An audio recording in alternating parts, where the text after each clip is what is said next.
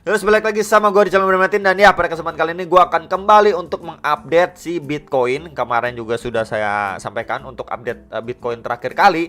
So coba kita lihat ya, untuk pergerakan jangka pendeknya itu kira-kira sampai mana dia mungkin mengalami kenaikan, penurunan, dan lain sebagainya. So ini dulu USDT dominan secara time frame 4 jam. Yes, jadi kita bisa lihat terakhir kali ini adalah area kita bisa bilang juga resistennya terdekat ya. Kemarin juga sudah saya sampaikan di sini mendapati support, and then di flip menjadi resisten ketika dia udah breakdown. Dan kita bisa lihat di sini ya, ketika dia udah testing di sini mantul, dan ya ini sedikit terfake out ya terhadap si box warna apa nih, coklat inilah teman-teman ya. Dan yang menariknya ketika memang dia sudah breakdown dari support sebelumnya ini teman-teman ya, kita bisa lihat atau extend lebih jauh lagi di sekitaran area sini yang dia testing di sini nih, yang saya lingkarin ya, di sekitar 5,7% lah. Itu menjadi area support yang cukup kuat untuk si USDT dominan secara time frame 4 jamnya. Kita bisa lihat pada pergerakan sebelumnya. Di sini kita bisa lihat ngetes di sini mantul kenceng, ngetes lagi mantul kenceng lagi. Ini ngetes mantul kenceng lagi ya. Di sini ngetes juga mantul kenceng lagi ya. Jadi memang kita bisa lihat di situ adanya support yang cukup kuat untuk USDT dominance bisa melakukan ya mungkin dibilang rebound atau pemantulan gitu. Dan ya sekarang ini sedang rebound atau sedang memantul teman-teman ya. Jadi kalau misalkan kita lihat dari pergerakan sebelumnya pun ya, dia ini rata-rata ya mengalami pemantulan itu sampai di sekitar box warna putih inilah, nih di sekitar area sini ya. Jadi kalau misalkan saya zoom lagi ya, ketika dia mantul nih tuh kurang lebih ke area box warna putih ini.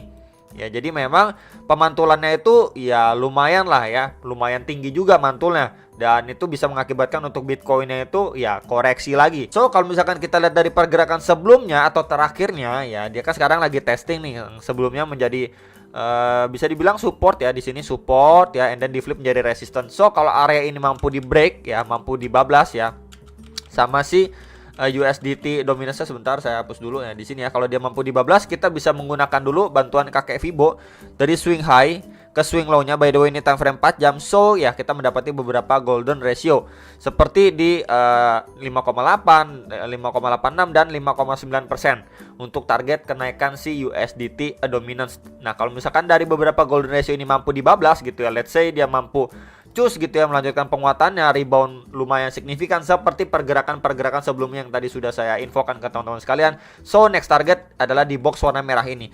Ya di sini didukung dengan adanya EMA 34 dan akan disusul dengan EMA 55 ya. EMA 55 dan 34 garis warna kuning dan biru ini.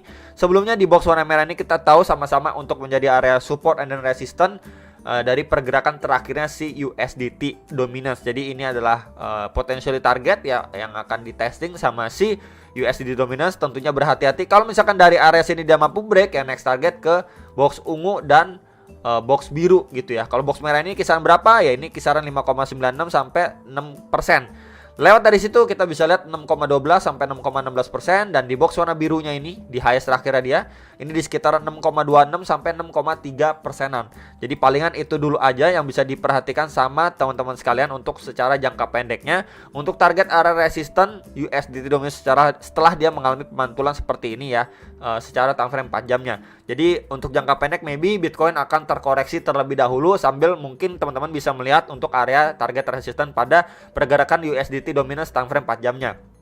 Next, ini untuk si Bitcoin ya, kita bisa lihat bersama-sama ya, walaupun memang ini kemarin itu closingnya itu benar-benar nggak bagus, tapi the next candle tadi pagi ya ini closingnya pekat ya. Jadi benar-benar mungkin orang dibikin, wah ini padahal sebelumnya tuh bikin serem gitu, seperti pergerakan sebelumnya. Kita bisa lihat nih seperti ini gitu ya tuh ya. Jadi benar-benar bikin jarum ke atas tuh panjang banget, langsung disorong atau didorong mundur lagi gitu teman-teman. Nah kemudian next candle-nya malah bullish candle yang lumayan pekat.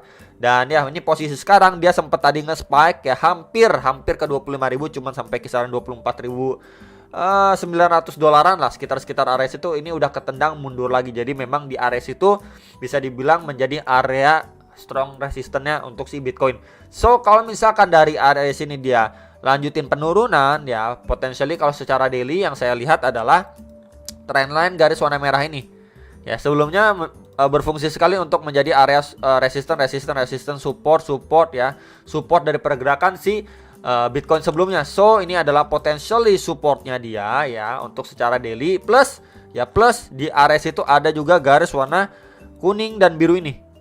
Kuning dan biru ini itu di sekitaran 23.300 sampai 23.000 dolar. Jadi itu adalah potentially support secara daily ya, yang bisa dibilang cukup kuat lah. Kalau misalkan memang benar si Bitcoin melanjutkan penurunannya sampai ngejar ke kisaran area itu, karena ya belum sanggup untuk benar-benar break terhadap level 25.000 dolar gitu ya. Jadi at least selama dia memang masih bertahan di atas EMA 34 dan 55, ya besar kemungkinan untuk si Bitcoin bisa melanjutkan penurunannya, melanjutkan kenaikannya ya.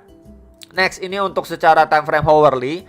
Sebenarnya kalau time frame hourly ya lebih mendukung untuk dia bisa turun dulu. Kenapa? Kalau misalkan kita bandingin dulu aja ya, untuk time frame 1 jam, di sini dia create yang namanya lower high ya, di sini tuh. Ya, dia sedikit bikin lower high di sini. Oke, ini akan saya zoom little bit ya, bisa dilihat. Kemudian dari segi RSI-nya ya, dia malah create yang namanya higher high. Nah, di sini ya jelas di sini adanya divergent untuk secara time frame hourly khususnya 1 jam. Jadi memang di sini adanya hidden bearish divergent yang mendukung untuk Bitcoin bisa koreksi dulu gitu ya, koreksi dulu. Bukan berarti oh ini langsung dump dan lain sebagainya, bukan gitu ya. Dan hal ini juga mendukung untuk Bitcoin koreksi. Selain itu juga ini potentially terbentuk yang namanya double top. Jadi double top pattern kurang lebih seperti ini nih, teman-teman. Double top pattern ini top 1, top 2. Jadi seperti huruf M. Cuman memang dia ada neckline. Jadi kalau misalkan kita perhatikan nih ya, untuk si Bitcoin ini RSI-nya mungkin akan saya kecilin dulu karena tadi udah pembahasan secara RSI mendukung si Bitcoin bisa melanjutkan penurunannya gitu kan. Nah, di sini kita ataupun saya tandain ya, ini sebagai range resistannya dia nih yang belum benar-benar mampu di break sama Bitcoin. Kemudian ya, di sini potensial ini top dan ini top kedua. Ya. Dengan kalau misalkan di area sini untuk neckline-nya sendiri akan saya tandain kurang lebihnya di range kisaran-kisaran ini, teman-teman. Nah, di sini ya untuk neckline-nya kita bisa lihat nih. Ya, jadi kalau ke huruf M gitu tengah-tengahnya nih neckline-nya. Ya, jadi palingan itu dulu aja yang perlu diperhatikan. Kalau ini neckline di kisaran berapa, bro? Ini di sekitar 23.600 sampai 23.900 dolar. Jadi range area itu yang perlu diperhatikan ya untuk Bitcoin. Kenapa perlu diperhatikan? Kalau misalkan memang dia benar-benar terkonfirmasi untuk double top ya, kemudian dia ngetes sampai sini, bahkan dia lanjutin breakdownnya gitu ya, kita bisa ukur aja untuk targetnya sendiri ya dari topnya dia ke neckline-nya di sini. Oke, akan kita ukur ketika memang dia breakdown. Nah, ini targetnya sendiri sampai 22.400-an dolar sekian. Di mana itu adalah lowest area-nya dia ketika terfake out dari range sideway-nya dia nih. Ya, ini range sideway akan saya ganti dengan box warna hijau. Nah, dia ini sempat terfake out di kisaran sini, teman-teman. Sebentar, saya tandain deh biar enak di sini. Dia sempat terfake out, jadi targetnya ini benar-benar pas waktu dia fake out nih tuh. Target dari si double topnya sendiri kalau misalkan diukur ya, teman-teman, dari secara pattern. Nah, kemudian kalau misalkan yang benar-benar perlu diperhatikan, ini kan belum pasti dia bakal lanjut turun. Skenario apa yang bisa terjadi kalau memang dia benar testing sini kemudian dia malah mantul nih. Ya, dia malah mantul. Ya, bisa kebikin yang namanya triple top. Ya, ini top 1 2 3. Kita bisa lihat ya, sebelumnya di angka 1 sama 2 ini nih ya. Ini 1 dan 2 sebelumnya kan udah kayak double top gitu ya. Nih, kalau double top kan 1 2 gitu ya. Udah kayak double top, dia turun testing di neckline-nya nih, testing di area neckline ini. Jadi kalau misalkan pergerakannya dia testing aja di area neckline-nya di box warna, mungkin ini akan saya ganti aja biar lebih gampang ngomongnya ya guys ya. Warna hijau lah ya. Jadi dia cuma testing aja di area sini gitu ya. Dia nggak drop lebih bawah ya ke target yang dikejar untuk target dari double top. Dia malah rebound lagi, mantul lagi nih. Ya, ngejar lagi, ngetes lagi di area strong resistance sebelumnya. Ya, ini potentially terbentuk yang namanya triple top gitu. Ya, jadi ini bisa membawa untuk mungkin harga Bitcoin gitu ya, atau price actionnya itu bisa benar-benar terkoreksi lebih dalam lagi. Nah, kurang lebih seperti ini. Ini adalah triple top untuk salah satu pattern reversal ya, atau bearish gitulah ya, pembalikan arah nih. Ya, jadi kurang lebih kayak gini nih, triple top karena memang kita bisa lihat ya, Ini udah beberapa kali dicoba ya, dan nggak benar-benar mampu untuk break. Akhirnya harga itu terpaksa harus turun dulu mencari pijakan baru untuk dia bisa benar-benar true breakout dari strong resistance di box warna putih ini gitu. Karena udah beberapa kali percobaan pun ya bisa dibilang belum benar-benar mampu break gitu. Akhirnya ya benar-benar diharuskan drop lagi untuk cari pijakan demand lagi yang lebih kuat untuk bisa jebolin area $25.000.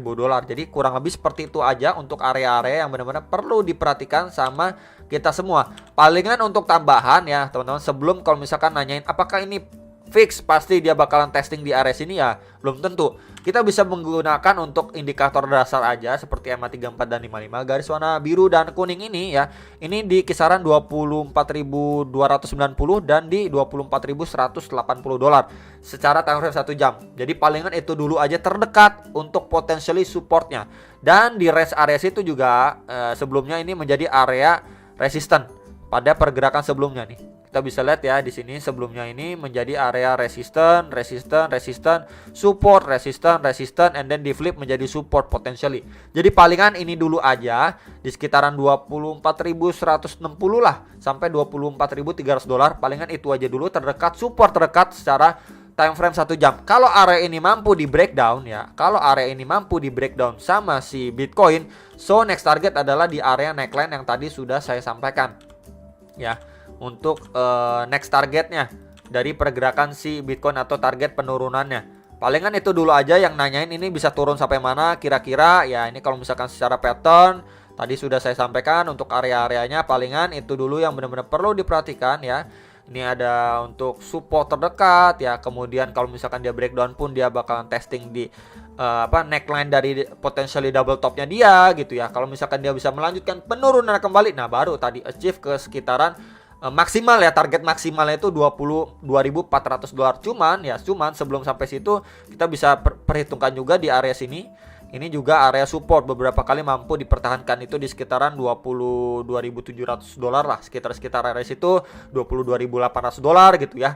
Palingan itu dulu untuk area-area krusial untuk si Bitcoin. Jadi mungkin tadi dia malah nge-spike naik hampir ke 25.000, harusnya bukan bikin malah FOMO gitu ya. Malah nanti kalau misalkan dia koreksi gitu ya, let's say mencapai atau testing di beberapa area support yang mungkin kalian rasa oke, ini udah mulai bisa melakukan DCA, ya silahkan DCA gitu ya. Cuman kalau misalkan dia malah tadi nge-spike naik, itu malah jangan FOMO. Ya, itu aja teman-teman, biar mendapatkan harga yang lebih bagus aja, tentunya dengan trading plan kalian masing-masing.